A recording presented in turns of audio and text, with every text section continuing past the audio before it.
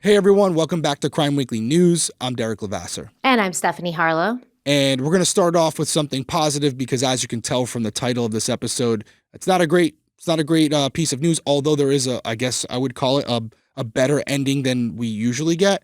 But before we get into that, as we all know, Valentine's Day is around the corner, and we wanted to do something special for Criminal Coffee, so we've come out with a limited edition Valentine's Day Criminal Coffee hoodie. If you're not on YouTube right now and you're only listening on audio, it's basically a pink hoodie with red letters and the Criminal Coffee fingerprint. Instead of it being a little thumbprint, it's actually been turned into a heart. So it's still a coffee bean thumbprint, but now in the shape of a heart. We promoted it on our social media and on our newsletter. So if you're not following us on social media or you're not subscribed to the free newsletter, you're only hearing about it now, but it's not too late. You can order the sweatshirt right now. It's a pre-order, and every order that's placed before January 27th, we can guarantee you'll get it before Valentine's Day. We're going to continue it. You can still buy it, but if you order after January 27th, you may not get it before Valentine's Day. We're still going to try, but no guarantee. But Stephanie loves the sweatshirt. I don't even care if I would get it after Valentine's Day. I would wear this all year round. Like I was in Rhode Island, I don't know, like a week and a half ago, 2 weeks ago. I can't even tell at this point. But when I was at the when I was at the warehouse, I saw the mock-ups and there were a couple other designs too. And I was like, oh my God, I want every single one of these. I love these. They're adorable. There was one that said, "You're so cute, it's criminal" on the back, but we wouldn't get it in time. So if you guys want us to release that next year, let us know, because I do. Like, I was like, Derek, where's this one? Where's this one? He's like, oh, it wouldn't come out in time, blah, blah, blah. And I'm like, well, not in time for Valentine's Day. Yeah. I want it so bad. So these are adorable. I love them. I'm not even a pink person. Like, I'm really not. And I love these designs. Some of my favorites so far. Yeah, we've already sold, just with the newsletter and social, just full disclosure, we've sold hundreds already. So it's going to be a lot. But again, if you order before the 27th, we will do our best. I pretty much, unless there's something that comes up, we'll have it to you before Valentine's Day. After that, you'll still probably get it in February. We'll probably do it for the whole month of February, and then we'll shut it down. We have a lot of exclusive, like limited time merch that we're going to come out with. As Stephanie was saying, we have so many designs that you guys haven't seen yet for both Criminal Coffee and Crime Weekly. It's just a matter of the process, the logistics, all that stuff. So we got it coming. But yes, if you want the Valentine's Day sweatshirt, you can go get it right now at criminalcoffeeco.com. Okay, now for why we're here today, because again, this is a story that is not a good story. It's actually very scary as a parent, with a little bit of a better ending than we normally get. But yet there's still a lesson to be learned here, because we share this not because it's something that can be covered on Crime Weekly, but something that every parent has to be aware of. So here's the overview, and it's a little clunky. A lot of details have not came out yet. We're going to learn a lot more about this story. But from what we're finding so far, there was a 14-year-old girl that was essentially kidnapped after being drugged out of Long Island. And the story is kind of like almost a movie Taken, if you've seen that, where essentially, from what we know, this young girl who's been identified as Emmarae by her father, Frank Gervasi, she's had some ongoing problems. And there's more to this story that Stephanie's going to get into, but basically, she was with some unsavory characters. That's a direct quote from Frank. And they drugged her, they abducted her, and they took her to a boat. And how this story all turned out, it's pretty incredible that we're sitting here right now reporting that Emmarae is still alive. That's the good news. But there's a lot more to get into. It's almost like a movie plot. Stephanie, what's the specifics? So Emmarae Gervasi, a 14-year-old from Long Island, she was reported missing on December 9th, 2024, after she was seen getting into a car outside her home without shoes or a jacket. According to her father, Frank, he said that she had stepped out of her house to get something from the driveway. She was taken from there. He said, quote, "I believe that she might have left willingly to get something out of a car and maybe got pulled in at that point," end quote. And Frank said that he believed she was being held against her will. And now, after 26 days, on January 3rd, 2025, her father, Frank, received an anonymous tip that led him to a boat docked in Islip, where he found Emmarae. She was then taken into a hospital for evaluation, and in connection with her disappearance, 2 individuals so far have been arrested There's no saying that there won't be more people arrested or more people implicated, but the two individuals who were arrested were Francis Buckheight, 65, of Islip. He was arrested and charged with rape, kidnapping, and acting in a manner injurious to a child. And then just recently, Bernice Knight, 47, was arrested and charged with rape in the second degree, endangering the welfare of a child, and criminal sale of a controlled substance. Now, both suspects have pleaded not guilty to the charges because the audacity. Yeah. The investigation is ongoing. Authorities are working to uncover the full details surrounding Emmarae's disappearance and her subsequent discovery by her father. And like I said, this is where the Taken aspect comes in, because we all know the movie Taken, Liam Neeson. If you don't know it, you should definitely watch it. I think there's like 3 or 12. Yeah, there's 3. Yeah, there's 3 or 12 Takens. They continue on. Yes, definitely not. But the first Taken is amazing. Great. And I think every parent would want. I told you I would find you. Yeah. The best line ever. That yeah. Good luck. You got it. Yeah, that's it. And then he hears it when he's in the. Oh, I don't want to go there. We're going to make this about It's Taken. So good. Great part. So Frank, he spent weeks looking for his daughter. He was driving around night and day. He was offering a $15,000 reward for her return, as any parent would do. And then he received a tip on Friday from a woman who told him that there was a child on a boat in Islip. Frank followed it, and then he explained in a video on Saturday what happened, kind of when he arrived and everything that went down. Should we play that? Yeah, if you want to play it. A lot of confusion, a lot of dumb comments I'm reading that Emma could have just left on her own will.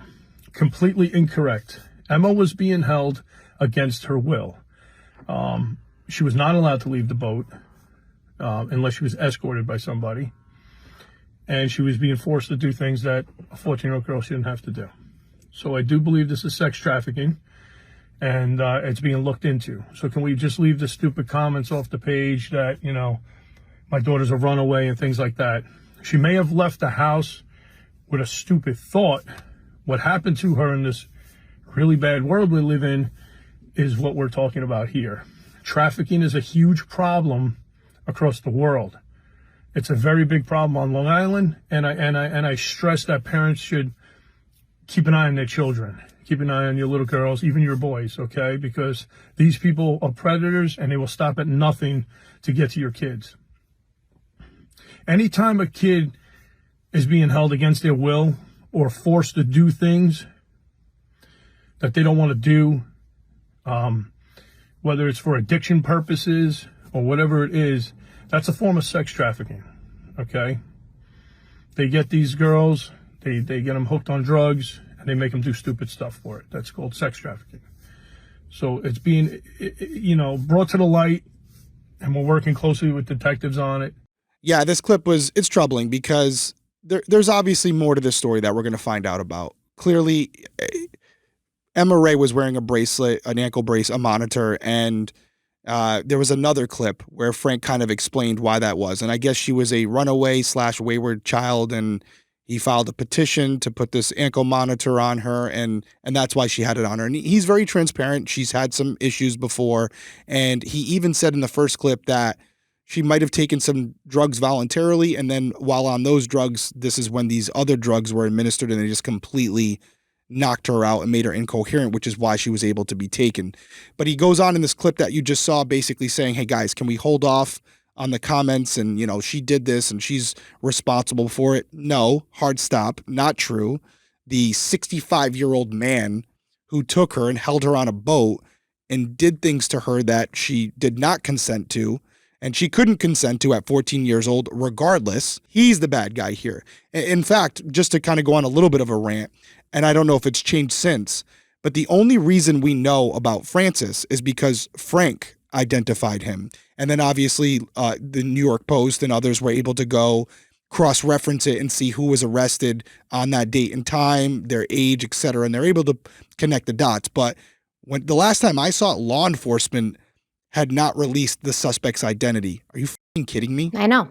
I'm glad he said his name. I'm glad. Yeah, of course. Listen, everyone's innocent until proven guilty, but we want to know who this guy is because there's definitely some truth to it. At minimum, he's on the boat with this 14-year-old girl. At minimum, what are you doing? But I think there's a lot more to it. And again, obviously she went to the hospital. You can see from the charges that law enforcement has filed that there was obviously some evidence to support that. So yeah, this guy, release his name. Everyone else's name is out there. His name should be out there as well. And these are the things that just drive me insane as a former cop. Like, this is why people get pissed off. I see it. Like, I just don't get it. What are we doing? Like, everybody else's name goes out there for a weed offense or for, driving without a license to get arrested on a warrant. It's in the dispatch log the next day. But we're not going to put this guy's name out there? Yeah. It's just ridiculous. Mm-hmm. But I have my qualms, that's for sure. The fact of the matter is it doesn't matter if she had a history of running away. In fact, that just makes her more ripe to be a victim. Oh, and this person knew that. Exactly. So that's why they cut off the ankle monitor as soon as they got her. They knew it was up. So you have a history of running away. Not only does that make her a better victim for them because she might be considered just a runaway by police, which we've seen happen. Did they take it as serious? Probably not. And secondly, there's a reason why she's running away, whether she's got, issues, she's feeling lonely at home, she's talking about this on social media, she's making friends on social media, quote unquote friends on social media. Most children who are trafficked, they know the person who's doing it. There's a relationship being built. It's not they're walking down the road and then they're snatched. There's some sort of personal relationship that the bad guy puts time and effort into building and creating so that this person, the victim, feels safe enough to put themselves in a vulnerable position where they can then be snatched. The fact of the matter is this poor 14-year-old girl was trapped on a boat with this guy and who knows, honestly, how many others. We don't know the extent or the scope of this yet for almost an entire month. And what happened to her was hell. And it's going to take more than some medical care to make her whole again. Her life is going to be drastically different after this. And anybody out there who's saying like, oh, she ran away or, oh, she knew this was going to happen, you can also go f*** yourselves because she's 14. Yeah, she don't have 14. She can't make that decision. Clearly, she's going through something, whether it's substance abuse or mental health issues. There's an epidemic of both amongst young people in this country right now. She's going through something. It made her a vulnerable target, but in no way ever in any scenario, in any universe that exists, could anybody with a brain and two brain cells to rub together to make a spark look at this and blame her in any way. And if you're doing that, you have issues. Yeah, you're a part of the problem. Yeah. For sure. And there's so much more to it. This could have been a lot worse. You can go read the articles yourself. Yeah, they could have left in that boat and not come back. Right. And from what Frank is saying, there's a whole crew of people involved. And allegedly, when she was first taken, she was brought to a hotel first and then transferred to the boat. And from what Frank is telling us, again, Frank is the only source right now, his daughter told him that she had overheard them saying they were going to take the boat, they were going to move it, and maybe there was a plan to even move her down south. Again, this is all alleged. We don't know about that. We only know what we know so far. We know about the arrests. We know where she was found. And on a positive note, there was a quote from Frank that I thought, as a father, it was good to read that. And he said basically when he got on the boat, there was nobody else on the boat. And his daughter just looked at him and said, "Oh my God, Dad, what are you doing here? Thank you. Thank God." And she basically just gave him a big hug. Yeah, she rushed into his arms. And he said it was the greatest feeling in the world. So listen, Frank's out there acknowledging there's things that need to be worked on. And the fact that she's still with us and she has the opportunity to work on those things after going on what was a horrific experience, this could be something that hopefully in the long run, she's able to process it like some of the courageous people out there who go through this type of trauma and are able to use it for positive to not only help themselves, but help others. So yeah, the people condemning her and the father, we all have problems. Listen, we all live in glass houses. Nobody should be judging. Yeah, educate yourself about human trafficking, what it looks like, what the victims of it look like. Educate yourself and shut your mouth until you have. Exactly. And I think it's a lesson for all of us because yes, Emma was more susceptible to it, but it can happen to any young adult or even a young child where someone out there who has these malicious intentions finds something that interests your child, even if they're not wearing an ankle monitor or they haven't run away, and they get them just outside the home, and that's all it takes is a couple seconds, and your life has changed forever. So again, I would rather not be discussing this case, But I will say part of the reason I was okay with it was because there is a little bit of some, I hate to even use the word like a good ending because it's not good. She didn't get taken and we've never heard from her again. That's correct. That's the best case scenario when something happens, because if they start moving her, they move her down south. That's it. She's gone. They're bringing other people on this boat now. They're selling her, things like that. And now then they move her to a different country. We don't know what happens to her. So obviously, I'm sure all of us wish, and Frank as well, and her parents wish, this had not happened to begin with. But he came in clutch, grabbed her, took her home before she could become a ghost. And that is the best case scenario that we can hope for in this situation. Of course. And for full disclosure, we're not oblivious to the fact that there's some other things going on here. We're not on anybody's team. Does not matter. I'm on her team. I'm on her team for sure. But just to be transparent, part of the criticism coming to Frank and the family, and this is something that Frank has admitted, apparently Frank and his wife have made some videos that they have posted online on OnlyFans and other websites. And so that's where a lot of the criticism is coming from, the environment that was created that could have led to Emma. We're not here to judge that. We're here to talk about the crime. I'm on Emmarae's team. I'm on her side. Whatever adults in her life did, whatever they did, this is not what should have happened to her, and this is not what she was meant for. So, Correct. So we're just looking out for the children because somebody has to, and we're hoping we find out more about these individuals. Have they done this before? I'm sure they were going to do it again. At minimum, we got them off the street, and now we won't have any more victims at their hands. Yeah, unfortunately, there's 15 more to replace them when they go away. That's why we have to remain vigilant. Remain vigilant. Watch what your kids are doing on the internet, please. Yes, absolutely. Well, we'll knock them down one at a time. Any other words from you? This is kind of more of a quick episode, but we wanted to cover it. We really want to get into this, the new series this week. We're going to be recording it later today.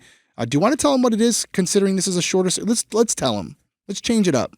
Yeah, so Derek and I think it was a few months ago that we had mentioned the Ray Rivera case. It was on Unsolved Mysteries a few years back, the reboot.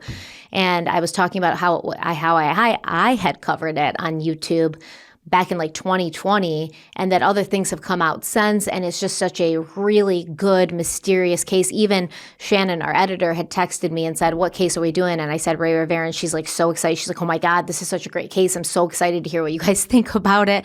And so we've decided that we're going to cover the Ray Rivera case on Crime Weekly and really do a deep dive and get Derek's take on it. So yeah, I'm looking forward to learning more about it with all of these cases. Yes, I've heard the name before. I don't know the specifics of the case.